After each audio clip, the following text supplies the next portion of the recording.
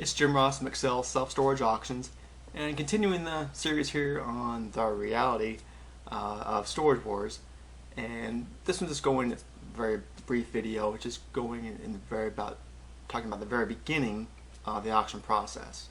Of course, in the show and that, in people's minds, especially newbies that come, we're getting a lot of new people coming to the auction now because of the show, which is, it's a good and bad thing. I'll get into that in a later video. But again, they aren't really used to, seeing all the rules and regulations that surrounds auction sales. And in the show, of course, they're just ready to go. We're going to roll up the unit. Highest bidder, cash bidder gets it. You got 40 hours to clean it up. Let's go. And roll up the unit, and they're off to the races. There's more to it, especially before the auction ever gets done. You want to make sure you have a buyer registration form.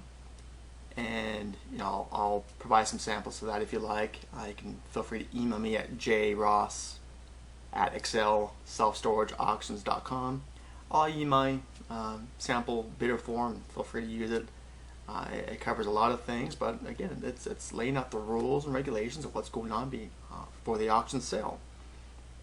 It's more to it than just showing up and here's, highest bidder gets $500. Here's the unit. Clean it out. Move on. What if they don't clean it up? You want, of course, for all the attendees, your name and address, phone number, all the email, all the pertinent contact information you can from them, just in case if something does go sour and they leave a mess behind, don't clean up the unit. You want to know who they are. And in my case, in the auctions I hold, if you screw me once, leave a mess behind, you don't come back. And my guys know that, and they're very respectful. So it's a 2-page rules and regs buyer sheet, and it's the same thing. It's a buyer registration, auction rules. It's all one sheet here for you, and it lays some important rules to also cover the self-storage facility, for liability, and of course when you're selling someone's goods.